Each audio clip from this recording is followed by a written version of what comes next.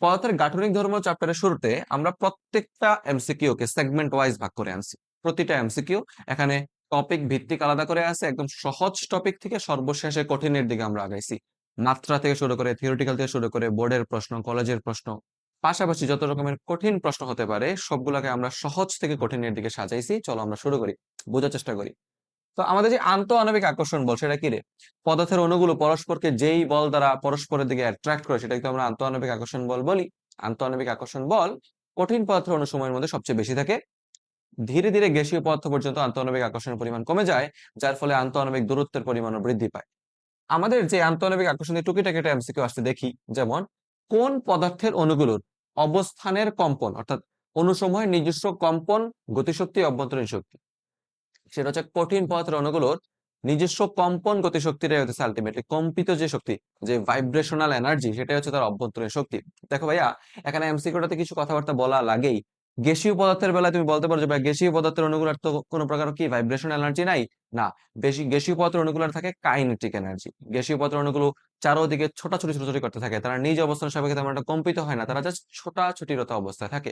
তাহলে মলিকিউলার যে একটা ভাইব্রেশন থাকে, বাংলায় বলে অণু সমূহের যে কম্পনের কারণে যে গতিশক্তি, সেটা কেবলমাত্র কঠিন পদার্থের অণুসমূহের ক্ষেত্রেই ঘটে। দ্যাটস ওয়াই কঠিন পদার্থের অণুগুলোর নিজ অবস্থানের সাপেক্ষে কম্পনের গতিশক্তি বা ভাইব্রেশন এনার্জিটা হচ্ছে অভ্যন্তরীণ শক্তি, বুঝছো? তাহলে আমরা যদি বলতে চাই অভ্যন্তরীণ শক্তি, বা এটা আমরা প্রকাশ করতে পারি ইউ দ্বারা। হ্যাঁ, অভ্যন্তরীণ শক্তি কঠিন পদার্থের জন্য অণুসমূহের যেটা ভাইব্রেশনাল এনার্জি থাকে, ওকে, সেটাই হচ্ছে আলটিমেটলি তার অভ্যন্তরীণ শক্তি। গ্যাসীয় পদার্থের ক্ষেত্রে তার যেটা কাইনেটিক এনার্জি থাকে, কাইনেটিক বলতে বুঝাইতেছি গ্যাসীয় পদার্থের অনেক সময় তো চতুর্দিকে চারদিকে ছোট ছোট দূরত্ব অবস্থায় থাকে। তাহলে গ্যাসীয় পদার্থের ক্ষেত্রে যেই রৈখিক গতিশক্তি থাকে, রাইট, সেই রৈখিক গতিশক্তিটাই হচ্ছে তার অভ্যন্তরীণ শক্তি। মনে রাখবা, সবগুলা কিন্তু আলটিমেটলি গতিশক্তি, বাট গতিশক্তির প্রকার বুঝতে হবে। কঠিন পদার্থের জন্য সেই গতিশক্তির প্রকারটা হচ্ছে কম্পন গতিশক্তি, গ্যাসীয় পদার্থের জন্য সেটা হচ্ছে রৈখিক গতিশক্তি, তরল পদার্থের জন্য অন্য কিছু একটা হবে। তো আলটিমেটলি কঠিন পদার্থের জন্য অভ্যন্তরীণ শক্তির সম্পূর্ণটা কোথা থেকে আসতেছে? তার ভাইব্রেশনাল এনার্জি থেকেই আসতেছে। ওকে, তো দেখো সামনে কি বলতেছে, আন্তঃআণবিক আকর্ষণ বল। আচ্ছা, এখানে বোঝাই, এই চ্যাপ্টারের নাম হচ্ছে শুরুর দিকে যে পার্টটা, পদার্থের গাঠনিক ধর্মের যে শুরুর পার্টটা থাকে সেটা হচ্ছে স্থিতিস্থাপকতা, ইলাস্টিসিটি। ভাই আমরা ইলাস্টিসিটি বলতে কি বুঝি? আমরা সাধারণত রাবারকে খুব বেশি ভালো মতো চিনি, রাইট? একটা রাবার, তাকে তুমি যদি টেনে ধরো, আহ তুমি যদি তাকে বাঁকানোর চেষ্টা করো, ছেড়ে দিলে সে পূর্বের অবস্থায় ফিরে আসবে। কিংবা একটা স্প্রিং, তুমি তাকে প্রসারিত করতে পারো, সংকুচিত করতে পারো, দেখবা তুমি তার আকৃতির যতটাই পরিবর্তন করো না কেন, আলটিমেটলি সে তার পূর্বের অবস্থানে ফিরে আসতে চাইবে। তো যে কোনো রাবার অথবা যে কোনো স্প্রিং, তার যে পূর্বের অবস্থায় ফিরে আসার যেটা প্রবণতা, এটাকে আমরা বলি স্থিতিস্থাপকতা। আর এই স্থিতিস্থাপকতার উৎপত্তি হচ্ছে পদার্থের অণুসমূহের আন্তঃআণবিক আকর্ষণ বল কিংবা বিকর্ষণ বলের প্রভাবে। তুমি যদি এই কলমটাকে ব্যান্ড করার ট্রাই করো, এই কলমটাকে সিম্পল ভাবে ব্যান্ড করো, ক্যামেরা দেখা যাচ্ছি, তাহলে দেখবো যে ওপরের যে অণুগুলো আছে এটা যদি সিম্পল ভাবে ব্যান্ড করতে পারতাম, ওপরের অণুগুলা থেকে আন্তঃআণবিক যে দূরত্বটা সেটা বাড়তে থাকবে, নিচের অণুগুলো আন্তঃআণবিক দূরত্বটা কমতে থাকবে। অর্থাৎ ওপরের অণুগুলা আকর্ষিত করবে তাদের নিজেদেরকে, নিচের অণুগুলা বিকর্ষিত করবে তাদের নিজেদেরকে। অর্থাৎ তুমি যখন কোন একটা পদার্থের অবস্থার পরিবর্তন বা শেপের পরিবর্তন করতে যাও, তার আন্তঃআণবিক অবস্থানের পরিবর্তন ঘটে, যার ফলশ্রুতিতে সেখানে আন্তঃআণবিক আকর্ষণ কিংবা বিকর্ষণ বলের উদ্ভব ঘটে। বেসিক্যালি সেই আন্তঃআণবিক আকর্ষণ বা বিকর্ষণ বলটা চায় তারা পূর্বের অবস্থায়, সাম্যের অবস্থায়, স্বাভাবিক অবস্থায় ফিরে আসতে। সাম্য অবস্থার দিকে ফিরে আসার যে প্রবণতা, সেটাকে আমরা বলি স্থিতিস্থাপকতা। আর সাম্য অবস্থায় ফিরে আসার জন্য যে বল, সেটাকে আমরা বলি স্থিতিস্থাপক বল। আশা করি বুঝতেছো। চলো সামনে যাই। পত্র অণুগুলোর স্থিতিশক্তি সর্বনিম্ন হয় যখন আন্তঃআণবিক কি হয়, আন্তঃআণবিক আকর্ষণ কিংবা বিকর্ষণ বল শূন্য হয়। ভাইয়া বোঝার চেষ্টা করেন। মনে করেন আমার কাছে কোনো একটা মেটাল আছে। এই মেটালের মধ্যে তো অনেকগুলো অণু থাকবে না? অনেকগুলো অণু থাকবে, একটা, দুইটা, তিনটা, চারটা, পাঁচটা, অনেকগুলো অণু আছে। এবার যখন তুমি মেটালটাকে ব্যান্ড করা ট্রাই করবা, রাইট, মেটালটাকে তুমি করবা কি, এরকম বাঁকানোর চেষ্টা করবা, এভাবে বাঁকিয়ে দেওয়ার চেষ্টা করবা। তুমি তো তাকে বাঁকিয়ে দেওয়ার চেষ্টা যদি করো, দেখবা যে এই অণুগুলো তাদের নিজের আন্তঃআণবিক অবস্থান পরিবর্তন করতে চাইবে, আন্তঃআণবিক অবস্থানের পরিবর্তন ঘটবে। এই জিনিসটাই তো অণুসমূহ চায় না। সবাই তার নিজ নিজ অবস্থানে কি থাকতে চায়, সুখী আছে। সবাই তার নিজ নিজ অবস্থানে স্টেবল আছে, সাম্য অবস্থায় আছে। যখন তুমি তাকে বাঁকিয়ে দিবা, তো আন্তঃআণবিক অবস্থানের পরিবর্তন ঘটবে। আন্তঃআণবিক অবস্থানের পরিবর্তন ঘটার মাধ্যমে যে পরিমাণ, যেহেতু স্থিতিস্থাপক বল ঘটবে, তুমি প্রসারণ করতেছো, কিছু পরিমাণে কাজ হবে না, স্থিতিস্থাপক বিভব শক্তি জমা হবে। অর্থাৎ অনুসময়ের মধ্যে যখন তুমি তার আন্তঃআণবিক আকর্ষণ কিংবা বিকর্ষণ বলের পরিবর্তন ঘটাবা, ব্যান্ড করার মাধ্যমে, বিকৃত করার মাধ্যমে, তখন তাদের মধ্যে স্থিতিস্থাপক বিভব শক্তি জমা হয়। কখন স্থিতিস্থাপক বিভব শক্তি জমা হয় না? যখন তুমি তাকে তার স্বাভাবিক অবস্থায়, অর্থাৎ সে যেই অবস্থায় ছিল, তুমি তার স্বাভাবিক অবস্থায় রাখো, সেই স্বাভাবিক অবস্থায় তার মধ্যে টোটাল আন্তঃআণবিক আকর্ষণ কিংবা বিকর্ষণ বলের মান, নেট বলের মান কি আলটিমেটলি শূন্য। সেখানে প্রযুক্ত মোট নেট বলের মান শূন্য হওয়ায় বিধায় এই অণুগুলা সবগুলা সাম্য অবস্থায় আছে, অর্থাৎ সেখানে স্থিতিশক্তি বা বিভব শক্তির পরিমাণ সর্বনিম্ন অবস্থায় আছে। মনে রাখবা, কোন একটা বস্তুর উপর যদি নেট বল শূন্য হয়, তখন তার স্থিতিশক্তিটা সবচেয়ে নিম্ন অবস্থায় থাকে। তার স্থিতিশক্তির পরিমাণ তার নেট বল বাড়ার সাথে সাথে কি হয়, বৃদ্ধি পেতে থাকে। যেহেতু নেট বলটা শূন্য, তাই তারা কি থাকে, তারা স্থিতিশক্তির পরিমাণ, পটেনশিয়াল এনার্জি ইপি কত থাকে, মিনিমাম থাকে। আশা করি বুঝতে পারতেছি। চলেন এবার এখান থেকে আমাদের যে মূল চ্যাপ্টারের যাত্রাটা অনেক দূর অব্দি যাবে। স্থিতিস্থাপকতা চ্যাপ্টারের বড় একটা অংশ, এটা বুঝতে হবে। স্থিতিস্থাপকতা সবচেয়ে বেশি কি, মনে রাখবা ভাইয়া, কোন একটা বস্তুকে তুমি যদি তার আকৃতির পরিবর্তন করতে চাও, সেই আকৃতির পরিবর্তনের বিরুদ্ধে সে যতটা বল প্রয়োগ করতে পারে, সে যতটা বাধা দিতে পারে, সেটাই হচ্ছে ওই পদার্থের স্থিতিস্থাপকতা। স্থিতিস্থাপকতা কিন্তু এটা না যে আমি টানবো আর টাইনা চলে আসবে, টানলেই প্রসারিত হচ্ছে, তো ওই সকল পদার্থের স্থিতিস্থাপকতা কম ভাইয়া। যেমন রাবার, যেমন চুলের চুল বাঁধারও ওইটাও এক ধরনের রাবার, ওগুলোর স্থিতিস্থাপকতা অত্যন্ত কম। এগুলোকে তুমি চাইলে খুব অল্প বল প্রয়োগেই প্রসারণ করতে পারো। ইস্পাত, পাথর, ইস্পাত পাথর না, ইস্পাত সহ এরকম অনেক দৃঢ় বস্তুগুলো আছে যেগুলারে তুমি চাইলেই বল প্রয়োগের মাধ্যমে তাকে প্রসারিত করতে পারো না। কারণ তুমি তার আকৃতি পরিবর্তন করতে, যত বেশি আকৃতি পরিবর্তন করতে চাইবে, সে তত বেশি পরিমাণে বাধা দিবে নিজ অবস্থান পরিবর্তনের বিরুদ্ধে। তাহলে মনে রাখবা, স্থিতিস্থাপক, সবচেয়ে স্থিতিস্থাপক বস্তু কোনটা? ইস্পাত সর্বাধিক স্থিতিস্থাপক বস্তু, কারণ ইস্পাতের মধ্যে তার নিজ অবস্থানের পরিবর্তন করতে ইস্পাত সবচেয়ে বেশি পরিমাণে বাধা দেয়। একটা ইস্পাতকে তুমি সহজে বাঁকাইতে পারবে না, অনেক কষ্ট হয়। কারণ কি, সে নিজের অবস্থান সাপেক্ষে রিজিড, সে টাফ, সে নিজের অবস্থান ছেড়ে দেয় না। ইস্পাতের স্থিতিস্থাপকতা অনেক বেশি, তাই তার প্রত্যয়নী বা স্থিতিস্থাপক বলের পরিমাণ অনেক বেশি। আচ্ছা, এই যে এমসিকিউটা আছে না, অধিকাংশ পোলাপান এই এমসিকিউটাকে ভুল করবে, এই এমসিকিউটা বুঝবে না। এমসিকিউ শুরুতেই বলতেছে স্থিতিস্থাপক ধর্ম বিভিন্ন, তাদেরকে কি বলা হয়? কেউ প্রশ্নটাকে ধরতেই পারে নাই। বুঝো, দুই ধরনের স্থিতিস্থাপক বস্তু হয়, একটা হচ্ছে সমদিক ধর্মী বস্তু, একটা হচ্ছে অসমদিক ধর্মী বস্তু। অসমদিক ধর্ম বস্তু, অসমদিক ধর্মী বস্তু হচ্ছে ওই সকল বস্তু যাদের স্থিতিস্থাপকতা সকল জায়গায় সমান থাকে না। যেমন একটা ইস্পাতের কথা চিন্তা করতে পারি, ইস্পাতের আগাটুকুরা সব জায়গায় স্থিতিস্থাপকতার পরিমাণ কি সমান? তাই ইস্পাত হচ্ছে সমদিক ধর্মী বস্তু। আর এমন অনেক বস্তু আছে যেগুলোর বিভিন্ন অংশে স্থিতিস্থাপকতার পরিমাণ বিভিন্ন হয়ে থাকে, এমন ধরনের বস্তুকে আমরা বলি অসমদিক ধর্মী বস্তু। বুঝতেছো? তাহলে কোন বস্তু স্থিতিস্থাপক ধর্ম বিভিন্ন, তাদের মানে কি, অসম অসম দিক ধর্মী বস্তু। আমরা যদি একটু লেখার চেষ্টা করি, অসমদিক ধর্মী মানে কি, ইলাস্টিসিটি সব জায়গায় সমান না, ইলাস্টিসিটি নট ইউনিফর্ম, বা এটা মানে নট ইউনিফর্ম, এটা বলবে হবে নন ইউনিফর্ম। জানি না ঠিক লিখছি কিনা, ভুল লিখছি। নন ইউনিফর্ম, ওকে, সমান না। কোন কোন বস্তু, অন্যান্য বস্তু যেগুলো আমরা দেখি, এগুলো হচ্ছে ইউনিফর্মলি ডিস্ট্রিবিউটেড, অর্থাৎ সব জায়গায় সমানভাবে বিন্যস্ত স্থিতিস্থাপকতা। বাট কিছু কিছু পদার্থ থাকে, কোন কোন জায়গায় স্থিতিস্থাপকতা বেশি, কোন কোন জায়গায় কম, অর্থাৎ অসম স্থিতিস্থাপকতা দেখতে পাই যাদের মধ্যে, তাদেরকে আমরা বলি অসমদিক ধর্মী বস্তু, বা আমরা বলতে পারি এটা হচ্ছে অসম স্থিতিস্থাপকতা যাদের মধ্যে দেখা যায়, স্থিতিস্থাপকতা যাদের মধ্যে দেখা যায়, তাদেরকে আমরা বলি অসমদিক ধর্মী বস্তু। বিকৃতি এবং পীড়ন জিনিসটা কি? দেখো ভাইয়া, বিকৃতি হচ্ছে কোন একটা বস্তুর উপর বল প্রয়োগ করলে তার একক মাত্রার যে পরিমাণ পরিবর্তন ঘটে তাকে বলি বিকৃতি। এবং বিকৃতিটাকে বোঝানোর জন্য আমরা সিম্পল ভাবে উপরে লিখতে পারি যে উপরে হচ্ছে মাত্রার পরিবর্তন, উপরে হচ্ছে মাত্রার পরিবর্তন, নিচে হচ্ছে আদিমাত্রা। পীড়ন বলতে আমরা কি বুঝি? পীড়ন হচ্ছে কোন একটা বস্তুর উপর যদি তুমি আহ তাকে বাঁকানোর চেষ্টা করো, কিংবা তার যদি আহ আকৃতি পরিবর্তন চেষ্টা করো, তাহলে প্রতি একক ক্ষেত্রফলে ওই আকৃতি পূর্বের অবস্থানে ফিরিয়ে আনার জন্য যে পরিমাণ প্রত্যয়নী বলের সৃষ্টি হয় তাকে বলা হয় পীড়ন। ওকে, এটা আমরা বলি স্ট্রেস। তো পীড়ন এটাকে আমরা প্রকাশ করে থাকি বেসিক্যালি পীড়ন হচ্ছে অপর হচ্ছে নেট ফোর্স, উৎপন্ন হওয়া মোট প্রত্যয়নী বল, নিচে হচ্ছে মোট ক্ষেত্রফল।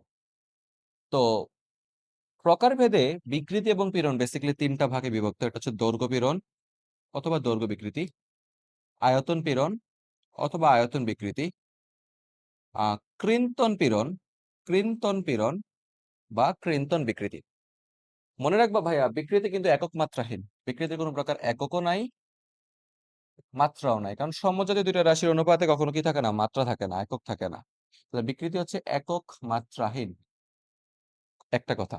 দ্বিতীয় কথা হচ্ছে মনে রাখিও যে কৃন্তন পীড়ন বা কৃন্তন বিকৃতি হচ্ছে বস্তুর আকৃতি পরিবর্তনের জন্য যে এই বিকৃতি। লাইক তোমরা পড়ে আসছো এইচএসসিতে যে কোনো একটা, মনে করো একটা বই আছে, রাইট? এই বইটার উপর যদি স্পর্শকীয় বল দাও, তুমি যদি সেই বইটাকে বাঁকানোর চেষ্টা করো, দলাট মলাট করার চেষ্টা করো, তার আকৃতি পরিবর্তন করার চেষ্টা করো, তাহলে সেখানে যেই পরিমাণ একক মাত্রার পরিবর্তন ঘটবে সেটা হচ্ছে কৃন্তন বিকৃতি। আর কৃন্তন বিকৃতির ফলে যেই পরিমাণ প্রত্যয়নী বলের সৃষ্টি হবে প্রতি একক ক্ষেত্রফলে সেটা হচ্ছে কৃন্তন পীড়ন। তো আমরা এই সংক্রান্ত আরো কিছু ডিটেলস কথাবার্তা শিখবো, আগাইতে রাখতে চাই। আচ্ছা, এটা হচ্ছে স্থিতিস্থাপক এটা পীড়ন বনাম বিকৃতির গ্রাফ। যে গ্রাফের ও এ অংশটা হচ্ছে বেসিক্যালি স্থিতিস্থাপকতার সীমার মধ্যে পীড়ন বিকৃতির সমানুপাতিক, হুকের সূত্র মেনে চলতেছে। দেখো, ও থেকে বস্তুটা যাত্রা শুরু করছে এবং সে এ বিন্দু পর্যন্ত যাইতেছিল। তাহলে ও থেকে এ অংশটার মধ্যে দেখো পীড়ন বিকৃতি বাড়ানোর সাথে সাথে পীড়নের মানটা বৃদ্ধি পাচ্ছে। তারপরে এ থেকে বি অংশের মধ্যে আমরা মানে আনস্টেবিলিটি দেখতে পাচ্ছি, বি থেকে সি ডি অংশের মধ্যে আমরা আনস্টেবিলিটি দেখতে পাচ্ছি। বস্তুটার এ থেকে বি অংশের মধ্যে তার সামান্য সামান্য পীড়নে অধিক পরিমাণ বিকৃতি ঘটে, এবং তুমি যদি তাই দেখতে পাবো এখানে এ বি অঞ্চলের মধ্যে। বি সি ডি অঞ্চলের মধ্যে বিশেষ করে সি বিন্দুটা হচ্ছে পীড়নের সর্বোচ্চ মান। দেখো গ্রাফের মধ্যে সবচেয়ে বেশি বিন্দুটা হচ্ছে সি বিন্দুটা, হচ্ছে পীড়নের সর্বাধিক মান। এবং তারপরে যদি তুমি বিকৃতির পরিমাণ আরেকটু বাড়াইয়া দাও, এই ডি বিন্দুটা হইতেছে আমার ব্রেকিং পয়েন্ট, যেখানে যাইয়া বস্তুটা কি ছিঁড়ে যাবে। একটা সুতাকে টানতেছো টানতেছো টানতেছো, শুরুর দিকে সুতাটা কি করবে, ও থেকে যদি বস্তুটা যাত্রা শুরু করে, ও এ অংশে যতটুকু পীড়ন দিবে অতটুকু বিকৃতি হবে, ছেড়ে দিবা পূর্বের অবস্থা ঠিক ওতে ফিরে আসবে। বাট এ বি অংশে তার সামান্য পীড়নে অধিক পরিমাণ বিকৃতি হবে, এবং সেখান থেকে বস্তুটাকে ছেড়ে দিলে সে বি অবস্থান থেকে আগের অবস্থানে ফিরে আসতে পারবে না, সে ও ড্যাশ পজিশনে আসতে পারে। অথচ তার মধ্যে একটা স্থায়ী বিকৃতি দেখা যায়। এবং পীড়নের সর্বাধিক মান থাকে সি বিন্দুতে, পীড়নের মান তারপরও বাড়ানো হইলে ডি বিন্দুতে পৌঁছানোর পর ওই মেটালটা ছিঁড়ে যায়, ওই ইলাস্টিক যে জিনিসটা থাকে, পদার্থটা থাকে, ছিঁড়ে যায়, এটাকে আমরা বলি ব্রেকিং পয়েন্ট। ব্রেকিং পয়েন্টে এই ডি বিন্দুটারে আমরা বলি কি, তার ব্রেকিং পয়েন্ট। ব্রেকিং পয়েন্ট অর্থাৎ অসহনীয় পীড়ন। ব্রেকিং পয়েন্টে একটা বস্তু, একটা মেটাল বা একটা সাবস্টেন্স, সাবস্টেন্স বলা ঠিক না, কোন একটা পদার্থ, হ্যাঁ, অসহনীয় পীড়ন সহ্য করে, বুঝতেছো? ব্রেকিং পয়েন্টে সে অসহনীয় অসহনীয় পীড়ন ফেস করে, এক্সপিরিয়েন্স করে। তাহলে এখানে ডি বিন্দুতে আমার কি হচ্ছে, সেটা হচ্ছে অসহ পীড়ন বোঝাইতেছে ডি বিন্দুতে। তারপরে দেখো নিচের কোন মাসে মাত্রাটি, কোন রাশিটি মাত্রাবিহীন রাশি? বলছি না বিকৃতি হচ্ছে মাত্রাহীন রাশি। বিকৃতি হচ্ছে, বিকৃতি সমজাতীয় রাশি অনুপাত থাকে, তাই বিকৃতি কোনো এককও থাকে না, মাত্রাও থাকে না। কোন বস্তুর আকার বিকৃতির জন্য যে পীড়ন প্রয়োগ করা থাকে বলা হয়, আকার পরিবর্তনের জন্য যে পীড়ন হয় সেটা হচ্ছে কৃন্তন পীড়ন। বলছিলাম যে লাইক ধরো তোমার কাছে একটা আম বুঝো একটা, ধরো পুরো একটা খাতার পৃষ্ঠা আছে, তুমি তাকে দোলট মোচট করে ফেলতে তার আকার পরিবর্তন করলো, এখানে যে পরিমাণ পীড়ন সৃষ্টি হবে এটা হচ্ছে কৃন্তন পীড়ন। ঠিক আছে, আকার পরিবর্তনের জন্য কৃন্তন পীড়ন দায়ী। এখান থেকে ম্যাথ আসে আমাদের, বুঝি আমরা। 1500 কেজি ভরের একটা বস্তু যখন কোনো তারের এক প্রান্ত ঝুলানো আছে, ধরো এটা হচ্ছে কোনো একটা দৃঢ় অবলম্বন, সেই অবলম্বন এক প্রান্তে একটা তারের এক পাশে আমরা করলাম কি, একটা বস্তু ঝুলাই দিছি 1500 কেজি ভরের বস্তু, এম ইজ ইকুয়াল টু হচ্ছে 1500 কেজি ভরের একটা বস্তু। এবং তারটির অসহপীড়ন, অসহপীড়ন অর্থাৎ সর্বোচ্চ পীড়নের মান F by A max is equal to হচ্ছে এই যে এটা 3 × 10⁻⁸ নিউটন পার মিটার স্কয়ার। তারের ব্যাসার্ধ কত? তাহলে ভাইয়া বোঝার চেষ্টা করো, আমরা জানি অসহপীড়ন হচ্ছে পীড়নের সর্বোচ্চ মান, তাহলে আমি যদি তার ব্যাসার্ধ বের করতে চাই, অসহপীড়নকে বলা যায় মোট প্রযুক্ত বল এফ বা এমজি।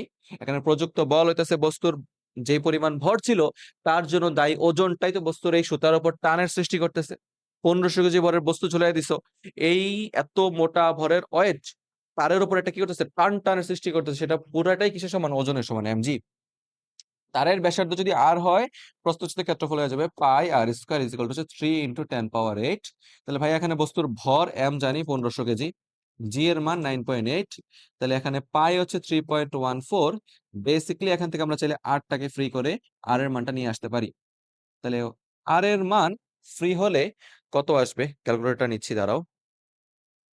আর এর মান যদি ফ্রি করতে পারো তাহলে আর এর মানটা পাবা 1500 ইন্টু 9.8, নিচে হচ্ছে 3.14 ইন্টু 3 ইন্টু 10 পাওয়ার 8। তাহলে সেটা হবে 3.95 into 10 inverse 3, 3.95, 3.95 into 10 inverse 3 metre. অর্থাৎ গ হচ্ছে এক্ষেত্রে আমাদের সঠিক উত্তর। 3.9594 একই কথা। ক্যালকুলেটরটা পকেটেই থাকুক। তারপরে চলেন সামনে যাই। কোন একটা তারকে টেনে সমান 3 টুকরা করা হলে তাদের অসহভারের কত পরিবর্তন ঘটবে, বুঝো ভাইয়া। আমরা জানি অসহপীড়ন F/A হচ্ছে ম্যাক্স, এটা আমরা কি দ্বারা প্রকাশ করে থাকি, অসহপীড়ন। তো অসহপীড়ন মানে হচ্ছে সর্বাধিক বল এবং ক্ষেত্রফলের অনুপাত। সর্বাধিক বল এটা হইতেছে মূলত অসহ ভারের প্রভাবে আসে। অসহপীড়ন মানে কি, আর সহ্য হচ্ছে না, সর্বাধিক। সর্বাধিক পীড়নের জন্য সৃষ্টিকৃত বলের পরিমাণটাকে সর্বাধিক হবে না। তাহলে এই যে একটা ফোর্স থাকে, force F is equal to কি, অসহপীড়ন, অসহপীড়ন ইনটু ক্ষেত্রফল A। আর এই এফটাকে চাইলে বলা যেতে পারে M ইনটু জি। তাহলে আমরা পাচ্ছি এই এমটা হইতেছে কি সর্বাধিক বলের জন্য, অসহ বলের জন্য অসহ ভর। তাহলে আমরা বলতে পারি অসহ ভর, অসহ ভর ইকুয়াল টু থাকতেছে আমার পীড়ন, পীড়ন ইনটু A/G। ঠান্ডা মাথায় বোঝার চেষ্টা করো। অসহ বর কয়টা বিষয়ের উপর নির্ভরশীল? অসহ বর হচ্ছে তারের প্রস্থচ্ছেদের ক্ষেত্রফলের উপর নির্ভরশীল, তারের পীড়ন কিংবা উপাদানের বৈশিষ্ট্য। পীড়ন হচ্ছে কিসের বৈশিষ্ট্য, কোন একটা তারের উপাদানের বৈশিষ্ট্য। প্রস্থচ্ছেদের ক্ষেত্রফল বেসিক্যালি কোন একটা তারের ব্যাসার্ধের উপর নির্ভর করে। এই কয়েকটা জিনিস ছাড়া অসহ ভার আর কিছুর উপর নির্ভরশীল না। তাহলে অসহ ভার, অসহ ভর বা ভার ডিপেন্ড করে বেসিক্যালি তারের উপাদানের উপর, অভিকর্ষ ত্বরণের উপর, এবং ওই তারের ব্যাসার্ধের উপর, প্রস্থচ্ছেদের ক্ষেত্রফলের উপর আর কি। এখন তুমি তাকে টেনে কেটে সমান 3 টুকরা করো, যত টুকরাই করো তার প্রস্থচ্ছেদের ক্ষেত্রফল কিংবা তার উপাদানের পরিবর্তন ঘটতেছে না, কেবল দৈর্ঘ্যের পরিবর্তন ঘটতেছে। দৈর্ঘ্যের সাথে অসহ ভরের কোনো প্রকার পরিবর্তন হয় না, তাই এখানে অসহ ভর পূর্বে সমান থাকবে। আশা করি তুমি বুঝতেছো। নেক্সট কোশ্চেনের দিকে তাকাবে, বলতেছে একটি তারের উপাদানের ইয়ং এর গুণাঙ্ক y দেওয়া আছে 2 into 10 power 11 newton per metre square. তারটির দৈর্ঘ্য এত বৃদ্ধি, দৈর্ঘ্য বৃদ্ধি করা হয়েছে মানে delta L by L, delta L by L equal to হচ্ছে 0.15, এত পার্সেন্ট বৃদ্ধি করা হয়েছে, 0.15% সরাই দিছি। এবার বলতে চাইছে প্রযুক্ত পীড়নের মান নির্ণয় করো। আমরা তো জানি পীড়ন বাই বিকৃতির অনুপাতকে আমরা আলটিমেটলি বলি ইয়ং এর গুণাঙ্ক। তোমরা আশা করি এইচএসসির এতটুকু কনসেপ্ট তো জানো, যদি না জেনে থাকো শিখে নিও। স্থিতিস্থাপক সীমার মধ্যে পীড়ন বিকৃতির সমানুপাতিক, সমানুপাতিক চিহ্নটা একটা কনস্ট্যান্ট আনছিলাম, সেটা ছিল স্থিতিস্থাপকতার গুণাঙ্ক। স্থিতিস্থাপক পীড়ন যেমন 3 প্রকার, বিকৃতি যেমন 3 প্রকার, স্থিতিস্থাপকতার গুণাঙ্ক কিন্তু 3 প্রকার। ইয়ং এর গুণাঙ্ক, আয়তন গুণাঙ্ক, ক্রিন্তন গুণাঙ্ক, এগুলো জানো আশা করি। তাহলে ভাইয়া পীড়নটা কি হইতাছে, তাহলে হইতেছে পীড়ন equals to 2 into 10 power 11 into আমার যতটুকু পরিমাণ বিকৃতি হয়েছে, বিকৃতির পরিমাণ কত ছিল 0.15, এটা গুণ করলে 0.15 ইন্টু 2 করলে হয় 0.3 ইন্টু 10 পাওয়ার 11, যেটা হচ্ছে 3 ইন্টু 10 পাওয়ার 10। ওকে, পীড়ন 10 পাওয়ার 10 যদি করি এটা হচ্ছে নিউটন পার মিটার স্কয়ার। পীড়নের একক এবং ইয়ং এর গুণাঙ্কের একক কি সেম থাকে, 10 পাওয়ার 10 নিউটন পার মিটার স্কয়ার। ওকে, চলুন সামনের দিকে আগাচ্ছি। স্থিতিস্থাপক সীমার মধ্যে দৈর্ঘ্য প্রসারণ হচ্ছে এল, দৈর্ঘ্য প্রসারণটা হচ্ছে কি রে ভাইয়া, এল, এল বুঝলাম, এবং বনাম ভর এম, এর সঠিক লেখচিত্র কোনটা, এল বনাম এম এর লেখচিত্র কোনটা? কারণ স্থিতিস্থাপক সীমার মধ্যে আমরা জানি ইয়াং এর গুণাঙ্ক y ইজ ইকুয়াল টু হচ্ছে এফ এল এ ডেল্টা এল। আচ্ছা, তো দৈর্ঘ্য প্রসারণ, দৈর্ঘ্য প্রসারণ তো ক্যাপিটাল এল না, দৈর্ঘ্য প্রসারণকে আমরা স্মল এল দ্বারা প্রকাশ করে থাকি। তো আমরা দৈর্ঘ্য প্রসারণটাকে ক্যাপিটাল এল না দিয়ে স্মল এল দিব। তাহলে ধরো ভাই এটা হচ্ছে স্মল এল, স্মল এল, ঠিক আছে। এখন দৈর্ঘ্য প্রসারণ এখানে ডেল্টা এল না দিয়ে স্মল এল দিলাম, স্মল এল। তো এখানে দেখো আমরা স্মল এল এবং ভরের সাথে সম্পর্ক আনবো। তাহলে ওই তারের উপর যদি একটা এম ভরের বস্তু ঝুলিয়ে দেওয়া হয়, তার উপর প্রযুক্ত বল হচ্ছে M G into capital L, এ দৈর্ঘ্যের প্রসারণ স্মল এল, ওয়াই। তাহলে আমরা যদি এখানে এম এবং এল এর মাঝখানে সম্পর্ক রাখতে চাই, তাহলে এম ইকুয়ালস টু থাকতেছে আলটিমেটলি ওয়াই এ আর নিচে থাকতেছে M G by L into small L. এখন তাকানোর চেষ্টা করো, এখানে ইয়াং এর গুণাঙ্ক, প্রস্থচ্ছেদের ক্ষেত্রফল, অভিকর্ষ ত্বরণ এবং তারের আদি দৈর্ঘ্য। কোন একটা তারের জন্য এই কয়েকটা জিনিসের মান সর্বদা কি ধ্রুবক রাশি না? কোন একটা তারের ইয়ং এর গুণাঙ্ক, ওই তারের আদি দৈর্ঘ্য, ওই তারের প্রস্থচ্ছেদ ক্ষেত্রফল, কোন নির্দিষ্ট তারের জন্য এই জিনিসগুলো কি আলটিমেটলি কনস্ট্যান্ট। তাহলে আলটিমেটলি এখানে গ্রাফটা কেমন হইতাছে, M is equal to some constant into L, যেটা একটা Y equal to M X সরলরেখাকে নির্দেশ করতেছে। আমি চাইলে ওয়াই ইজ ইকুয়াল এই কনস্ট্যান্টটাকে এক পাশে নিয়ে আসতে পারি, কনস্ট্যান্টটাকে চাইলে ওই পাশে পাঠিয়ে বলতে পারি L is equal to some constant into M বলতে পারি। তো কনস্ট্যান্ট বামে গেলে কনস্ট্যান্টই থাকে। তো আলটিমেটলি এখানে দৈর্ঘ্য ওয়াই বরাবর আমি রাখতেছি দৈর্ঘ্য বৃদ্ধি, এবং এক্স বরাবর রাখতেছি আমি ভর, তাহলে এটাকে Y equal to M X সরলরেখা যাইতেছে, যা একটা মূল বিন্দুগামী সরলরেখা, যা একটা মূল বিন্দুগামী সরলরেখা। তাহলে আমি যা বুঝলাম যে স্থিতিস্থাপক সীমার মধ্যে কোন একটা তারের দৈর্ঘ্য প্রসারণ, তার ভরের সমানুপাতিক হারে পরিবর্তিত হয়। তো তার ভরের সমানুপাতিক হারে পরিবর্তিত হচ্ছে, বুঝতেছেন ভাইয়া? তার মানে দৈর্ঘ্য বৃদ্ধি ততটাই হবে, দৈর্ঘ্য বৃদ্ধি ততটাই হবে যতটা ভরের পরিমাণ বাড়াবেন। এখানে আর কোনো প্রকার চেঞ্জ নাই। আমরা একটা কাজ করি, এটা বুঝতে যাইতেছে না যেহেতু আমরা এটা একটু সুন্দর মতো দিই। এই হচ্ছে ঘ হচ্ছে সঠিক উত্তর এই ক্ষেত্রে আমাদের। ওকে, তো পরের প্রশ্নটাতে বলতেছে কোন একটা তারের প্রস্থচ্ছেদের ক্ষেত্রফল হচ্ছে 2 মিলিমিটার স্কয়ার, এবং ওই তারটার অসহ ভর এটা হচ্ছে 100 কেজি। অসহ ভর এটা হচ্ছে 100 কেজি। তাহলে প্রস্থচ্ছেদের ক্ষেত্রফল এ ইজ ইকুয়াল টু হচ্ছে 2 মিলিমিটার স্কয়ার, অসহ ভর এম ইজ ইকুয়াল টু হইতেছে 100 কেজি। তারের অসহ পীড়ন কত? আমরা তো একটু আগে শিখছি অসহ পীড়ন হইতেছে এফ বাই এ ম্যাক্স, এটারে তো প্রকাশ করে। তাহলে ক্ষেত্রফলের মান হচ্ছে 2 × 10⁻⁶, যেহেতু মিলিমিটার স্কয়ার ছিল মিটার স্কয়ার নিয়ে নিতে হবে। আর ভর হচ্ছে 100 × 9.8 mg। তাহলে এটা যদি কাজ করো তুমি আশা করি পাইয়া যাবা। উপরে হয়ে যাবে ধরো 9000, 9.8 ইন্টু 100, নিচে হচ্ছে 2 × 10⁻⁶, তো যেটা হইতেছে 4.9 × 10⁻8। তাহলে 4.9 × 10⁻8 নিউটন মিটার স্কয়ার হচ্ছে সঠিক উত্তর। ওকে, এটা লেখা যায় 4.9 × 10⁻8 নিউটন পার মিটার স্কয়ার। মনে রাখবা স্থিতিস্থাপকতার গুণাঙ্ক, ইয়ং এর গুণাঙ্ক আর পীড়নের পীড়নের একক, ইয়ং এর গুণাঙ্কের একক আর পীড়নের একক দুটো কি হয়ে থাকে, সমান হয়ে থাকে। এখানে আমাদের পরের এই অংশটা দিয়ে খেয়াল করেন, বলতেছে কি, বলতেছে বিকৃতি বনাম পীড়ন লেখচিত্রের ক্ষেত্রফল ত্রিভুজ ও এ বি কি নির্দেশ করে। এটা হচ্ছে ত্রিভুজ ও এ বি, এটা কি নির্দেশ করে জানতে চাইছি। তো এখন আমরা যদি ও এ বি এর ত্রিভুজের ক্ষেত্রফল বের করি, এরিয়া ইজ ইকুয়াল টু থাকবে হাফ ইনটু ভূমি গুণ উচ্চতা। ভূমি হচ্ছে বিকৃতি, উচ্চতা হচ্ছে কি রে ভাইয়া, পীড়ন। তাহলে ভাইয়া একটা কথা বলতো, হাফ ইনটু পীড়ন গুণ বিকৃতি কি, এটা একক আয়তনের সহ্য শক্তি না? একক আয়তনে সঞ্চিত বা কনজার্ভড এনার্জি না? জি। তাহলে এই যে ক্ষেত্রফলটা আছে, এই ক্ষেত্রফলটা মূলত একক আয়তনে সঞ্চিত শক্তিকে নির্দেশ করবে। এখানে থেকে অপশনগুলো দেখি, সর্বমোটকৃত কাজ, অপশন দেখাইতে খুব ভয়ই লাগে, বুঝে শুনে দেখানো উচিত। পূর্বের একক আয়তনে সঞ্চিত বিভব শক্তির 1/4।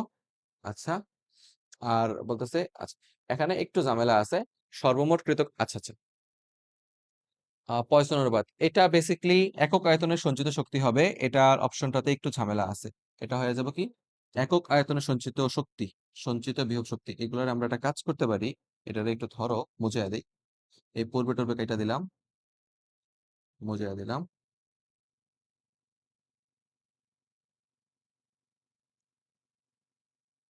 এগুলা বাদ। কারণ একটা সিম্পল ভাবে বুঝতেছে ক্ষেত্রফল মানে হাফ ইন্টু ভূমি গুণ উচ্চতা, হাফ ইন্টু পীড়ন গুণ বিকৃতি, এটা কি নির্দেশ করে, মোট সঞ্চিত শক্তি ইউ কে নির্দেশ করে। তাও এটা মোট মোট সঞ্চিত শক্তি না, এটা হচ্ছে একক আয়তন সঞ্চিত শক্তি নির্দেশ করে। তাই এটা হবে জাস্ট ঘ নাম্বারটা, ঘ নাম্বার হচ্ছে সঠিক উত্তর এক্ষেত্রে আমাদের। ওকে, ঘ। নেক্সটে যান, বলতেছে পূর্ণ দৃঢ় বস্তুর ক্ষেত্রে কোন লেখচিত্রটি সঠিক? পূর্ণ দৃঢ় বস্তুর ক্ষেত্রে কোনো প্রকার বিকৃতি থাকে না। পূর্ণ দৃঢ় বস্তুর তুমি যতই বল প্রয়োগ করো কেন, পীড়নের মান যতই বাড়াও না কেন, আলটিমেটলি তার বিকৃতির মান কি, শূন্য। মনে রাখবা পূর্ণ দৃঢ় বস্তুর বিকৃতির মান হচ্ছে কত, শূন্য। ওকে, পূর্ণ দৃঢ় বস্তুর ইয়ং এর গুণাঙ্কের মান হচ্ছে অসীম, মাইন্ডেড। পূর্ণ দৃঢ় বস্তুর জন্য পীড়নের মান বাড়বে, পীড়নের মান তুমি বাড়াইতে পারবা, পীড়নের মান বৃদ্ধি পাইলেও বিকৃতির মান কি হয় না, বৃদ্ধি পায় না। গ নাম্বার অপশনটা দিকে তাকাও, ধীরে ধীরে এটা ওয়াই অক্ষের সমান্তরাল রেখা সরল রেখা, যেখানে তুমি ধীরে ধীরে যতই উপরের দিকে যাও পীড়নের মান বাড়বে, এই রেখাটার ওয়াই এর মান ধীরে ধীরে বাড়তেছে, পীড়নের মান বাড়তেছে, বাট তার বিকৃতির মান সকল পীড়নের জন্য কি থাকতেছে, সমান থাকতেছে। তাই পূর্ণ দৃঢ় বস্তুর জন্য আমার এই গ লেখচিত্রটা সঠিক, এই গ লেখচিত্রটা সঠিক। আশা করি বুঝতেছেন, খুব সুন্দর একটা এমসিকিউ ছিল। নেক্সট ওয়ানের দিকে তাকাবো, স্থিতিস্থাপকতার গুণাঙ্ক, শক্তি এবং পয়সনের অনুপাত সম্পর্কিত। দেখে কি বলতেছে, নিচের কোন পদার্থের ইয়ং এর গুণাঙ্ক সবচেয়ে বেশি? ইস্পাতের ইয়ং এর গুণাঙ্ক সবচেয়ে বেশি, আমরা এটা পড়ছিলাম একটু আগে, জানি। তারপরে যাই, বলতেছে পয়সন অনুপাত কেবল কঠিন পদার্থের বৈশিষ্ট্য। জি, পয়সনের অনুপাত তরল এবং গ্যাসীয় পদার্থের নির্দিষ্ট কোন প্রকার ব্যাস থাকে না, তাই তাদের দৈর্ঘ্য এবং ব্যাস যেহেতু ঠিক নাই, তাই পয়সন অনুপাত কেবল কঠিন পদার্থের বৈশিষ্ট্য, মাথায় রাখবে। এবং পয়সন অনুপাত হচ্ছে পার্শ্ব বিকৃতি এবং দৈর্ঘ্য বিকৃতির অনুপাত, পীড়ন এবং বিকৃতির অনুপাত না। এর তাত্ত্বিক সর্বোচ্চ মান জি, পয়সন অনুপাতের সীমা -1 থেকে হাফ পর্যন্ত হয়ে থাকে। তাহলে এখানে অপশন হচ্ছে 1 আর 3 সঠিক, 1 আর 3 হচ্ছে সঠিক। সুন্দর প্রশ্ন। নেক্সট ওয়ান, কোন তারে ইয়াং এর গুণাঙ্ক দেওয়া আছে, ব্যাস দেওয়া আছে, তার দৈর্ঘ্য বৃদ্ধি করতে হলে কত বল প্রয়োগ করতে হবে? আমরা তো বলতে পারি ইয়ং এর গুণাঙ্ক y = 2.1 × 10⁻11 Newton per metre square. ব্যাস বা ব্যাসার্ধ r হচ্ছে 1 মিলিমিটার বা 1 × 10⁻³ মিটার। এবার তার দৈর্ঘ্য বৃদ্ধি অর্থাৎ তার বিকৃতি ডেল্টা L/L হচ্ছে 0.5%, মানে 10⁻² দিতে হবে, পার্সেন্টেজ উঠাইলে কত বল প্রয়োগ করতে হবে। তাহলে দেখো এই ইকুয়েশন যদি ইউজ করে দাও, তাহলে F/L × A ডেল্টা L হচ্ছে 2.1 × 10⁻11, ইয়ং এর গুণাঙ্কের মান বসাইলাম। তাহলে আমরা এখানে বলতে পারি F প্রযুক্ত বল হইতেছে 2 × 10⁻11 ইন্টু বিকৃতির পরিমাণ, সেটা হচ্ছে 0.5 × 10⁻² ইন্টু ক্ষেত্রফলের পরিমাণ, যেটা আমরা পাই আর স্কয়ার দিয়ে পেয়ে যাব, আর হচ্ছে 10⁻³ হোল স্কয়ার। এবার একটা বিশাল ক্যালকুলেশনের পরে আমরা প্রযুক্ত বলের মানটা পেয়ে যাব। প্রযুক্ত বল, চলো আমরা কাজ করি, 2 × 10⁻11 ইন্টু পাই আর স্কয়ারটা করে ফেলি, 10⁻³ এটার উপরে হোল স্কয়ার ইন্টু তারপর থাকতেছে 0.5 × 10⁻²। আলটিমেট ভ্যালুটা হচ্ছে 3140, যেটাকে আমরা লিখতে পারি 3.14 × 10⁻³ Newton. 3.14 × 10⁻³ Newton. Close to value কোনটা রে ভাইয়া? এই যে এটা, গ হচ্ছে সঠিক উত্তর এক্ষেত্রে। আচ্ছা, এর পরের প্রশ্নটা আমাদের ঢাকা বোর্ড 2025 সেশনের একটা কোশ্চেনটা খুবই গুরুত্বপূর্ণ, বোঝার চেষ্টা করে কোশ্চেনটাতে কি বলতেছে। বলতেছে 1 মিটার দীর্ঘ কোন তারের ব্যাস 5 মিলিমিটার, বল প্রয়োগের ফলে ব্যাস 0.01 মিলিমিটার। আচ্ছা, এত হ্রাস পায়, দৈর্ঘ্য 2 সেন্টিমিটার বৃদ্ধি পায়, পয়সন অনুপাত কত? প্রশ্নটা বলতেছে তারের আদি দৈর্ঘ্য L হচ্ছে 1 মিলিমিটার এবং বল প্রয়োগের কারণে তার দৈর্ঘ্য বৃদ্ধি পাইছে ডেল্টা L 2 সেন্টিমিটার, মানে 0.02 মিটার। তার আদি ব্যাস D হইতেছে 5 মিলিমিটার এবং বল প্রয়োগের ফলে তার ব্যাস 0.01 মিলিমিটার বৃদ্ধি পাইছে, ডেল্টা D হচ্ছে 0.01 মিলিমিটার। তোমরা যদি ঠান্ডা মাথায় চেক করো, আমি কিন্তু এখানে মিলিমিটারকে কনভার্ট করব না, কারণ আলটিমেটলি যখন আমি পার্শ্ব বিকৃতি বের করব মিলিমিটার মিলিমিটার কাটা চলে যাবে। তাহলে আমরা বলতে পারি সিগমা বা পয়সন অনুপাত হচ্ছে পার্শ্ব বিকৃতি বাই দৈর্ঘ্য বিকৃতি, ডেল্টা L/L। পার্শ্ব বিকৃতি হচ্ছে উপর হচ্ছে 0.01/5, দৈর্ঘ্য বিকৃতি হচ্ছে 0.02/1। তার মধ্যে হিসাব নিকাশ করি, এখানে পাচ্ছি 0.01/5 × 0.02। বুঝতেছো? নিচে সবার নিচে যেটা 1 আছে সেটা আর গুণ করার দরকার নাই তো। তাহলে মোস্ট বেসিকলি এখানে 0.1 হবে উত্তর, মোস্ট বেসিকলি 0.1 হওয়া উচিত। দেখি, 5 × 0.02, 0.1 হয়েছে। পয়সন অনুপাত হচ্ছে ক নাম্বারটা 0.1, 0.1 হচ্ছে এক্ষেত্রে সঠিক উত্তর হয়েছে। এই অঙ্কটার এই পরের একটা লেজ লাগাই দিছে, বলছে ইয়ং এর গুণাঙ্ক এত হলে তার সঞ্চিত শক্তি, তারা সঞ্চিত বিভব শক্তি জানতে চাইছে, একক আয়তনে সঞ্চিত শক্তি না, সঞ্চিত বিভব শক্তি, মোট বিভব শক্তি জানতে চাইছে। আমরা জানি মোট বিভব শক্তি ইউ হইতাছে ইউ না, ডাব্লিউ হচ্ছে half YAL² by L.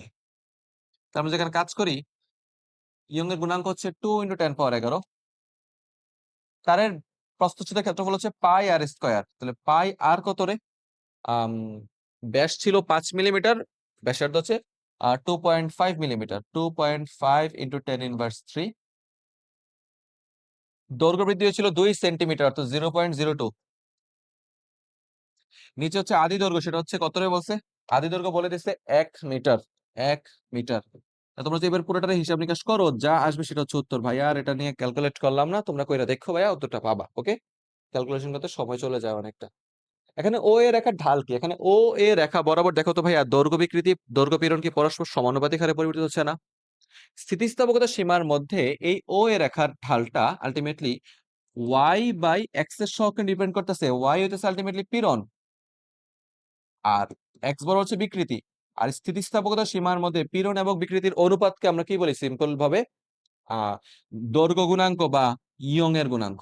Young এর গুণাঙ্ক। কেন আমরা ইয়ং এর গুণাঙ্ক বলছি অন্য গুণাঙ্ক না বইলা? কারণ এখানে দৈর্ঘ্য পীড়ন এবং দৈর্ঘ্য বিকৃতি আছে। স্থিতিস্থাপকতা সীমার মধ্যে দৈর্ঘ্য পীড়ন এবং দৈর্ঘ্য বিকৃতির অনুপাতকে আমরা সিম্পল ভাবে ইয়ং এর গুণাঙ্ক ওয়াই বলে থাকি। সম্পূর্ণ দৃঢ় বস্তুর ইয়ং এর গুণাঙ্ক অসীম থাকে, বুঝাইছিলাম। বিকৃতির মান 0 থাকে। আচ্ছা, সেম সেম দুইটা হয়ে যাওয়ার কারণে ভাইয়া এটা কেটেই দিতেছি দ্বারা। এবার তাকা নেক্সটে তাকাই। সকল পদার্থের পয়সন অনুপাতের মানের ক্ষেত্রে কোনটা সঠিক? ওই যে বললাম -1 থেকে 0.5, আমরা এটা এমসি করছিলাম না? পয়সন অনুপাতের সীমা হচ্ছে -1, সর্বনিম্ন সর্বোচ্চ 0.5। আর কিছু পরিমাণ পানিকে 10% সংকুচিত করতে কত পরিমাণ চাপ প্রয়োগ করতে হবে? যেখানে পানির আয়তন গুণাঙ্কের মান বলে দিচ্ছে। V হচ্ছে 2 × 10⁹ নিউটন পার মিটার স্কয়ার। এটা হচ্ছে আয়তন গুণাঙ্ক। আয়তন গুণাঙ্ক ভি না, আমরা এটাকে বিটা দ্বারা প্রকাশ করে থাকি। Beta, beta. আয়তন গুণাঙ্ক হচ্ছে প্রেসার বাই নিচে হইতেছে আয়তন বিকৃতি ডেল্টা ভি বাই ভি। এখানে আয়তন কতটুকু বাড়াইছি? 10% সংকুচিত করছে। তাহলে মোট প্রেসারটা কত হয়ে যাবে দেখতো? একদম সহজ অঙ্ক। মোট প্রেসার হয়ে যাবে 2 × 10⁹ ইন্টু আয়তন বিকৃতি, সেটা হচ্ছে 10% বা 0.1। তাহলে এটা হচ্ছে 2 × 10⁸ 10⁸ প্যাসকেল বা নিউটন পার মিটার স্কয়ার। তাহলে এখানে 2 × 10⁸ সরাসরি নাই, বাট আমাদের কাছে 0.02 × 10⁻10 আছে। এটা এটা যেই কথা, 0.02 × 10⁻10 একই কথা। অপশন দাগানোর সময় একটু থামবে, একটা পালস নিয়ে অপশনটা দাগানোর চেষ্টা করবে। সব সময় দেখার সাথে সাথে অপশন দেখবে না, দিবে না। অনেক সময় বিভিন্ন রকমের ট্র্যাপ লুকানো থাকে, যেমন এটা 2 × 10⁸ আছে, তুমি ভুল করে 2 × 10⁹ দাগায় ফেলতে পারো ভুল করে। তাই এটা করা যাবে না। তোমাকে অবশ্যই বুঝতে হবে কোন অপশনটা আমার উত্তরের সাথে সঙ্গতিপূর্ণ। বুঝে নিও। ওকে, ওকে, চলো যাই। তারপরে এই প্রশ্নটা কুমিল্লা বোর্ড 22 থেকে আসছে, এবং এই প্রশ্নটা দিয়ে খেয়াল করে বলতেছে কি? বলতেছে প্রস্থচ্ছেদের ক্ষেত্রফল দেওয়া আছে 2 মিলিমিটার স্কয়ার। বল দ্বিগুণ করলে দৈর্ঘ্য বৃদ্ধি পূর্বে কত গুণ হবে? যেখানে তারের আদি দৈর্ঘ্য বলে দিচ্ছে 2 মিটার দৈর্ঘ্যের একটা তার ছিল, তার প্রস্থচ্ছেদের ক্ষেত্রফল হইতেছে আলটিমেটলি a হচ্ছে 1 মিলিমিটার স্কয়ার, এবং ক্ষেত্রফল বিশিষ্ট ইস্পাতের তারের প্রান্তে আমি করলাম কি, কতটুকু বল প্রয়োগ করছি? 20 নিউটন বল প্রয়োগ করছি। ইয়ং এর গুণাঙ্ক তখন পাওয়া গেছে 2 × 10⁻11। এই ছিল উদ্দীপক, নিউটন পার মিটার স্কয়ার। প্রশ্ন জানতে চাইছে প্রস্থচ্ছেদের ক্ষেত্রফল যদি আমি দ্বিগুণ করি এবং বলও যদি দ্বিগুণ করি, প্রস্থচ্ছেদের ক্ষেত্রফল 1 মিলিমিটার স্কয়ার 2 মিলিমিটার স্কয়ার করলাম, বলও দ্বিগুণ করে দিলাম, তো দৈর্ঘ্য বৃদ্ধি পূর্বের কত গুণ হবে? ইয়াং এর গুণাঙ্ক y হচ্ছে f l by a delta l। তাহলে প্রযুক্ত বল আগের মতো আর 20 নিউটন নাই, দ্বিগুণ করা হয়েছে 40 নিউটন। আদি দৈর্ঘ্য কত? আগে ছিল 2 মিটার, এখনো 2 মিটারই থাকবে। প্রস্থচ্ছেদের ক্ষেত্রফল এখন 2 মিলিমিটার স্কয়ার, তো 2 × 10⁻6। দৈর্ঘ্য বৃদ্ধিটা জানতে চাইবো। তাহলে y হচ্ছে 2 × 10⁻11। কাজ করলে নতুন দৈর্ঘ্য বৃদ্ধি ডেল্টা এল ড্যাশ কত হচ্ছে দেখি। সেটা হয়ে যাবে উপরে হচ্ছে 80, নিচে হচ্ছে 2 × 10⁻6 × 2 × 10⁻11। 2 × 10⁻4, 2 × 10⁻4, 2 × 10⁻4 মিটার। তাহলে তার দৈর্ঘ্য বৃদ্ধি হইতেছে 2 × 10⁻4। যদিও এখানে উদ্দীপকটাতে দেখো আদি দৈর্ঘ্য বৃদ্ধিটা কিছু বলে নাই। আদিতে কতটুকু দৈর্ঘ্য বৃদ্ধি পাইছে এটা কিছু বলে নাই। সেটার জন্য আমাকে আবার আরেকটু কাজ করতে হবে। আদি অবস্থার কন্ডিশনে দৈর্ঘ্য বৃদ্ধির জন্য আমাকে আবার এতটুকু কাজ করতে হবে। আদি দৈর্ঘ্য বৃদ্ধি কত? আদিতে দৈর্ঘ্য বৃদ্ধি সেখানে আমরা বের করব যে ডেল্টা এল ইকুয়ালস টু কি ছিল রে ভাই দেখতো? Um F capital L Y into A. তাহলে আদিতে বলের পরিমাণ ছিল 20 নিউটন, দৈর্ঘ্য তো 2 মিটারই ছিল, ইয়াং এর গুণাঙ্ক সেম থাকবে, চেঞ্জ হয় না। তাহলে আমরা এফ এর মানটা বসাবো। 20 ইনটু দৈর্ঘ্য ছিল আদিতে 2 মিটার, প্রস্থচ্ছেদের ক্ষেত্রফল সেটা ছিল 1 মিলিমিটার স্কয়ার, 10⁻6 ইনটু আর y হইতাছে 2 × 10⁻11। তাহলে থাকতেছে আদি দৈর্ঘ্য ছিল 2 × 10⁻4। তাহলে যা বুঝতেছি আদিতে আদিতে দৈর্ঘ্য বৃদ্ধি হয়েছে 2 × 10⁻⁴। আদিতে যে পরিমাণ দৈর্ঘ্য বৃদ্ধি হয়েছে বর্তমানে সেই একই পরিমাণ দৈর্ঘ্য বৃদ্ধি হয়েছে, তাহলে আমি বলতে পারি যে দৈর্ঘ্য বৃদ্ধি ঘটবে না। দৈর্ঘ্য বৃদ্ধি পূর্বে কত গুণ হবে? দৈর্ঘ্য বৃদ্ধি সমান থাকবে, সমান থাকবে। বা আমরা সিম্পলি বলতে পারি দৈর্ঘ্য বৃদ্ধি পূর্বের 1 গুণ হবে। চিন্তা করে দেখো না, ধরো এটা ডেল্টা এল, এটা ডেল্টা এল ড্যাশ, আমি কি বলতে পারি না delta L dash is equal to delta L? বলা যায় না? তাহলে delta L dash is equal two 1 × delta L বলা যায় কিনা? তাহলে দৈর্ঘ্য বৃদ্ধি পূর্বের কয় গুণ হয়েছে? ও 1 গুণিত হয়েছে। অধিকাংশ স্টুডেন্ট এই মাত্র দেখা বলবো ধীরে যে এটার উত্তর নাই, কারণ দৈর্ঘ্য বৃদ্ধি আগেও যা পরেও তা। বাট এই জিনিসটা বোঝার চেষ্টা করো, পরিবর্তিত দৈর্ঘ্য বৃদ্ধি আদি দৈর্ঘ্য বৃদ্ধির কয় গুণ হইতেছে বলো তো? 1 গুণ হচ্ছে না? তাহলে অপশন কোনটা সঠিক? প্রথমটা সঠিক। কুমিল্লা বোর্ডের প্রশ্ন সরাসরি উত্তর দেয় না, একটু ঘুরে পেঁচিয়ে দিবেই। একটু বুঝা শুনে উত্তর কইরো, না হইলে সমস্যায় পড়ে যাবা। একটা তারে ক্রমাগত ভর চাপাইলে তার ভর সম্প্রসারণ লেখচিত্র এই ও এ বি সি ন্যায় হয়। আবার চাপানো ভর সরাইয়া নিলে সে সিবিপি পথে সরে আসে। অর্থাৎ তার তুমি যখন প্রসারিত করতেছিল সে ও এ বি সি পথে প্রসারিত হয়েছে, ভর সরাইয়া নিলে সে সিবিপি পথে ফিরে আসছে। এখানে দেখো সে ও বিন্দু থেকে যাত্রা শুরু করলেও ও বিন্দুতে ফিরে আসতে পারে না, সে বরং পি বিন্দুতে ফিরে আসছে। তাহলে কি আমরা বলতে পারি না আলটিমেটলি এখানে ও এবং পি তার মধ্যে স্থায়ী বিকৃতি জন্ম হয়েছে? কারণ সে যেখান থেকে ফিরে আসছে সেখানে ফিরে গেলে কোনো প্রকার বিকৃতি থাকতো না। এখানে তারটা যেখান থেকে যাত্রা শুরু করছিল ওই বিন্দুতে ফিরে আসতে পারে নাই, দ্যাটস এখানে ও পি রিজিয়নে তার মধ্যে এটা কি হয়েছে? এটা স্থায়ী বিকৃতির সৃষ্টি হয়েছে, অর্থাৎ ক নাম্বারটা সঠিক। এবি অংশ পূর্ণ স্থিতিস্থাপক কোনোভাবেই না। পূর্ণ স্থিতিস্থাপক এবং মূল বিন্দুগামী সরলরেখা এবি অংশ সেটা না। আলটিমেটলি 2 ভুল, তাহলে 3 সঠিক কিনা দেখি। ও এই অংশ হুকের সূত্র মেনে চলে, ঠিকই তো আছে। হুকের সূত্র কি ছিল? স্থিতিস্থাপকতা সীমার মধ্যে পীড়ন বিকৃতির সমানুপাতিক। অর্থাৎ এটা একটা কি মূল বিন্দুগামী সরলরেখা এবং ও এ অংশ ও এ অংশ সেটাকেই নির্দেশ করতেছে, y = mx রেখাকে নির্দেশ করে। অর্থাৎ এখানে 1 এবং 3 সঠিক। 1 এবং 3 এই অঙ্কের জন্য সঠিক। চলো নেক্সট ওয়ানে মুভ করি। তারপরের অপশন গুলা বোঝা যাচ্ছে কিনা জানি না। পয়সনের অনুপাত দিচ্ছে, তার ব্যাস কতটুকু হবে? উদ্দীপকের ডান পাশে দেওয়া আছে। 1 মিটার লম্বা এত ব্যাসের একটা তারকে 2 কেজি ভর ঝুলিয়ে দিলে তার দৈর্ঘ্য বৃদ্ধি হয় এই পরিমাণ। তারের দৈর্ঘ্য, আদি দৈর্ঘ্য হচ্ছে কত রে? আদি দৈর্ঘ্যের পরিমাণ হচ্ছে L = 1 মিটার এবং আদি ব্যাস হচ্ছে 1 মিলিমিটার। ভর ঝুলাইছে 2 কেজি, তাহলে তার দৈর্ঘ্য বৃদ্ধি হচ্ছে ডেল্টা L = 0.025 সেন্টিমিটার। তাহলে দেখো ভাই একক গুলা সমান করে ফেলো। আদি দৈর্ঘ্য 1 মিটার না, এটা 1 মিটার না বলে বলো 100 সেন্টিমিটার। তাহলে সেন্টিমিটার কাটা চলে যাবে। জানতে চাইছে পয়সনের উপর 0.1, আমরা জানি সিগমা হচ্ছে আদি ব্যাস ডি বাই ব্যাসের পরিবর্তন ডেল্টা ডি। পয়সনের অনুপাত হচ্ছে ব্যাসের পার্শ্ব বিকৃতি বাই দৈর্ঘ্য বিকৃতি, পার্শ্ব বিকৃতি হচ্ছে ডেল্টা ডি বাই টি।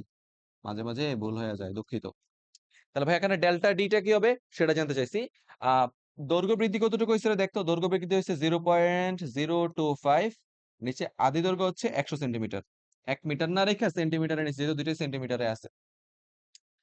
আদি ব্যাসের মান কত দেখতো? 1 মিলিমিটার। তাহলে লিখতে পারি tan−3। উপরে হচ্ছে ব্যাসের পরিবর্তন ডেল্টা ডি, এদিকে হচ্ছে 0.1। এবারে যদি কাজ করো, এখান থেকে কাজ করো, তাহলে ব্যাসের পরিবর্তন ডেল্টা ডি একটা আনসার আসবে। এটাই হচ্ছে সঠিক উত্তর। আমি এটা নিয়ে ক্যালকুলেটরে আর যাতাযাতি করতেছি না, তোমরা একটু করে নিও ভাইয়া, আমার হাতে সময় কম। চলো আমরা সামনে যাই, ভিডিও লেন্থ বড় হয়ে গেলে সমস্যা।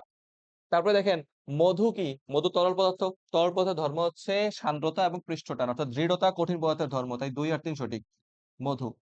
তারপরে দেখো ইটা সান্দ্রতা গুণাঙ্ক বিশিষ্ট মাধ্যমে আর ব্যাসার্ধের গোলক ভি প্রান্তিক বেগে পড়লে ক্রিয়াশীল সান্দ্রবল কি হবে? ক্রিয়াশীল সান্দ্রবল হবে F = হচ্ছে 6 পাই ইটা আর ভি। অর্থাৎ ক্রিয়াশীল সান্দ্রবল F সান্দ্রতা গুণাঙ্কের সমানুপাতিক, ব্যাসার্ধের সমানুপাতিক, প্রান্তিক বেগের সমানুপাতিক। অপশন কোনটা সঠিক? খ নম্বর অপশন সঠিক। সান্দ্র বল F ব্যাসার্ধের সমানুপাতিক, প্রান্তিক বেগের সমানুপাতিক, খ হচ্ছে সঠিক উত্তর। ওকে, বাকি অপশনগুলোতে ভুল আছে, বাকি অপশনগুলো ঠিকঠাক নাই। তোমাকে যদি আমি ঠিক 10 সেকেন্ডের জন্য থামাইয়া বলি এই কোশ্চেনটাকে সলভ করো, তোমার পক্ষে সেটা সম্ভব হবে নাকি? চিন্তা করে দেখো তো। এই কোশ্চেনটা আসছে সংকট ব্যাগ থেকে এবং ম্যাক্সিমাম পোলাপান যারা ঠিক 40 দিনের মাথায় এইচএসসি পরীক্ষা দিতে যাচ্ছে, সংকট ব্যাগ কি জিনিস জানে না। বুঝিয়ে দিচ্ছি। দেখো ভাইয়া, তরলের মধ্যে শান্ত প্রবাহ অশান্ত প্রবাহের কিছু কনসেপ্ট আছে।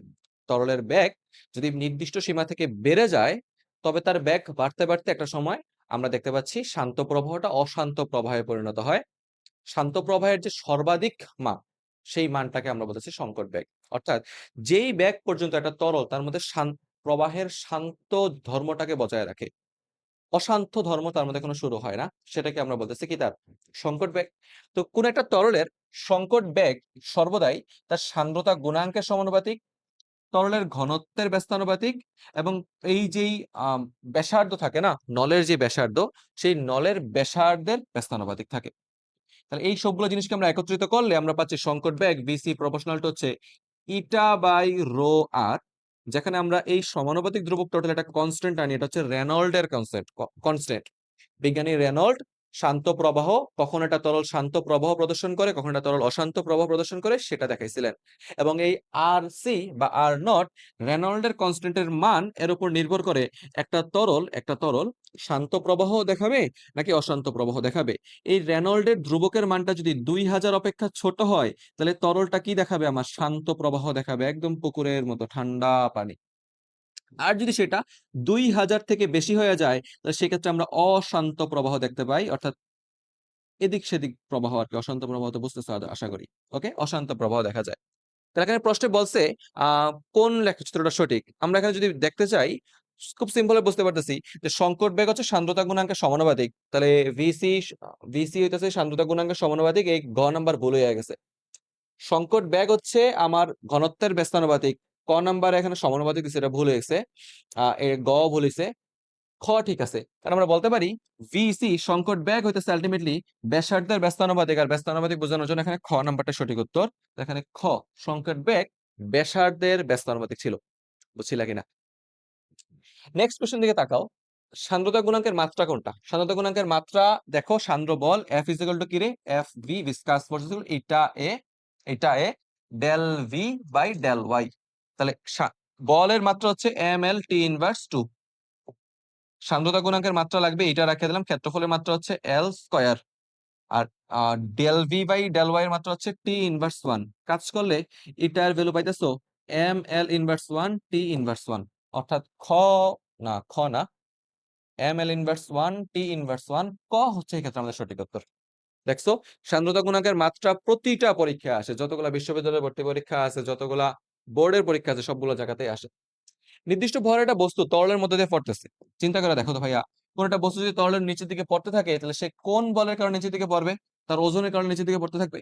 এবং সে যখন ধীরে ধীরে নিচের দিকে পড়বে, তার ওপরে দিয়ে একটা প্লব বল কাজ করবে, বাউন্সি ফোর্স এফ বি, সেটা হচ্ছে 0.981। তাহলে সান্দ্র বলটা কি হবে?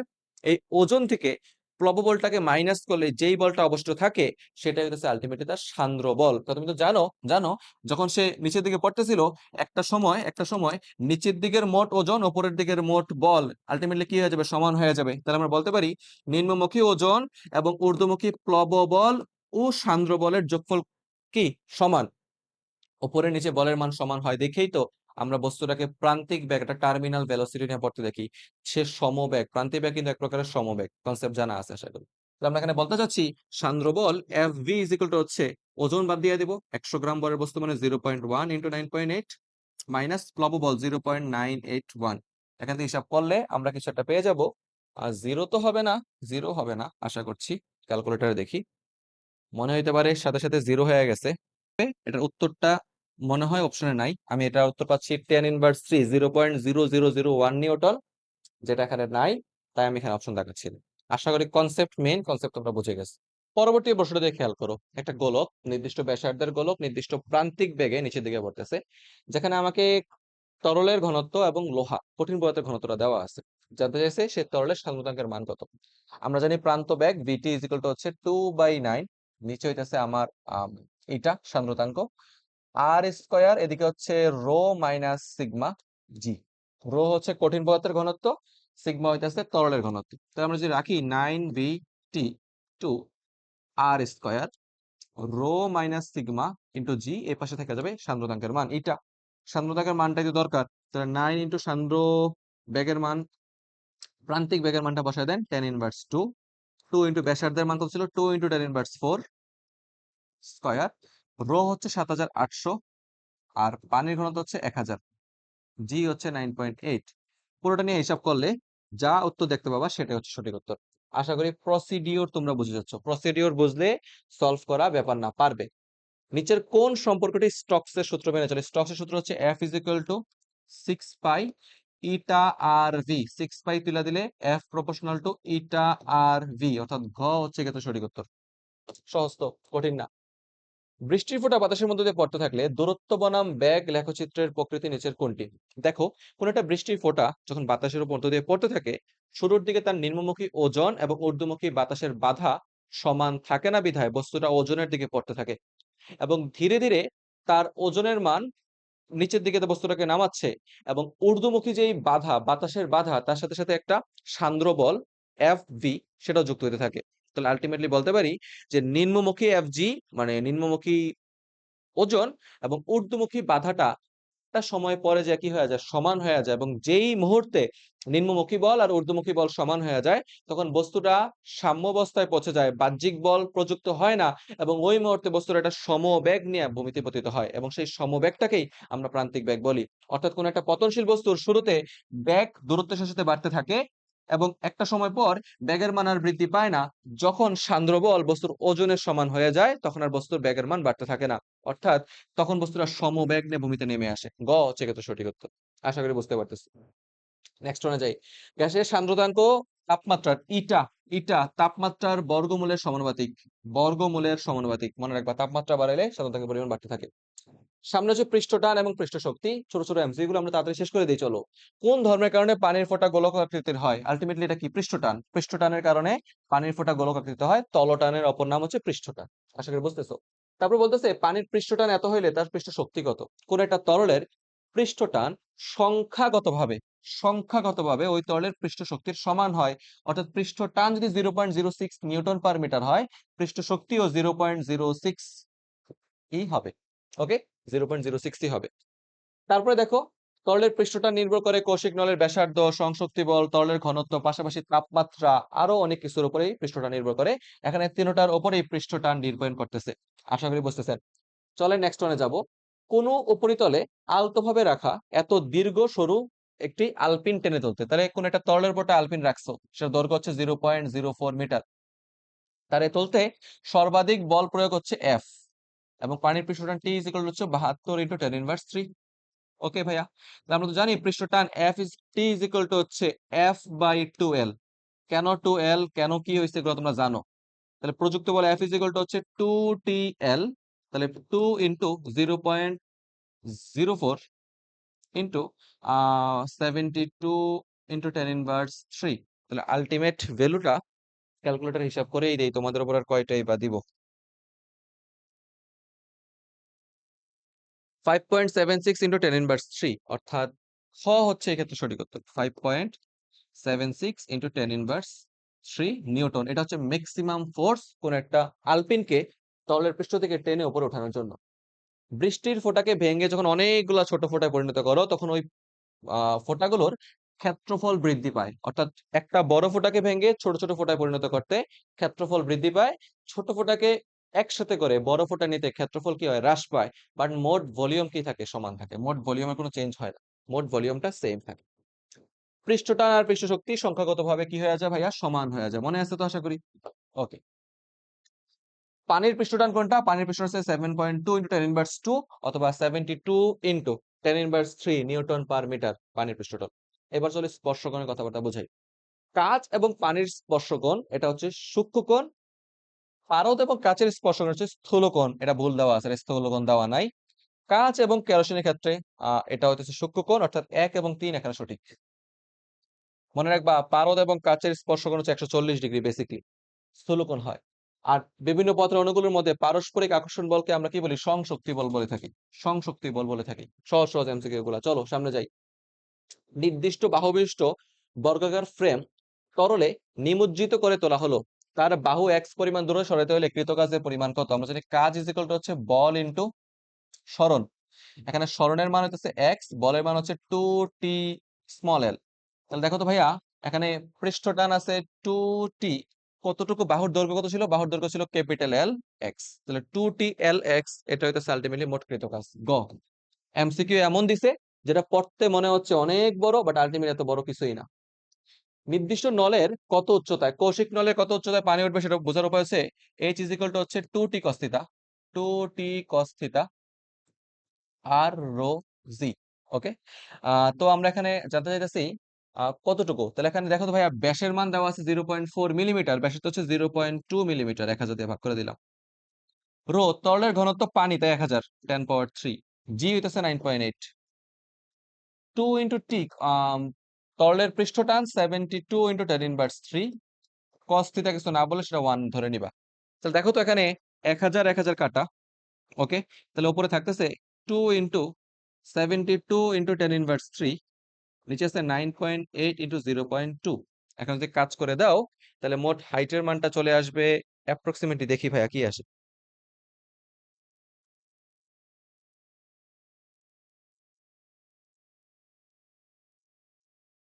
0.073 মিটার, 0.073 মিটার, এত হচ্ছে হাইট। 0.073 মিটার, কোনটা? 0.073 মিটার, গ হচ্ছে সঠিক উত্তর।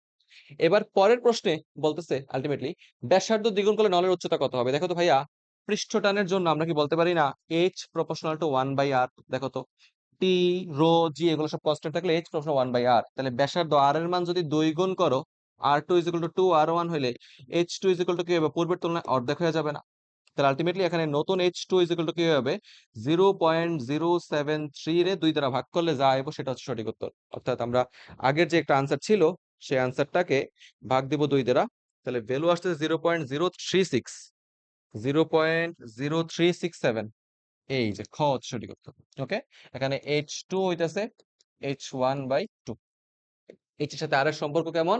এইচ এর সাথে আর এর সম্পর্ক ব্যস্তানুপাতিক, অর্থাৎ এইচ আর এর গুণফল একটা কনস্ট্যান্ট। অর্থাৎ এটা একটা কিসের অধিবৃত্ত? এটা একটা আয়াতাকার অধিবৃত্ত। আয়াতাকার অধিবৃত্ত দেখতে কেমন হয়? আয়াতাকার অধিবৃত্ত দেখতে পড়ছিলা বয়েলের সূত্র অনুসারে। বয়েলের সূত্র অনুসারে PV is equal to constant ছিল। তাহলে পিভি ইকুয়াল টু কনস্ট্যান্ট, এটা আয়াতাকার অধিবৃত্ত মানে ক কে নির্দেশ করতেছিল। আশা করি মনে আছে, আশা করছি মনে আছে। এখানে চিত্র অনুসারে সংশক্তি বল আসঞ্জন বল থেকে সবচেয়ে বেশি হবে, 1 নাম্বারটা সঠিক। আসঞ্জন বল 2 নাম্বার ভুল। এখানে স্পর্শকোণ 60 ডিগ্রি না, স্পর্শকোণ হচ্ছে 180 মাইনাস 60 মানে 120 ডিগ্রি হচ্ছে স্পর্শকোণ। অর্থাৎ এটার তিনও ভুল, শুধুমাত্র 1 নাম্বারটা সঠিক।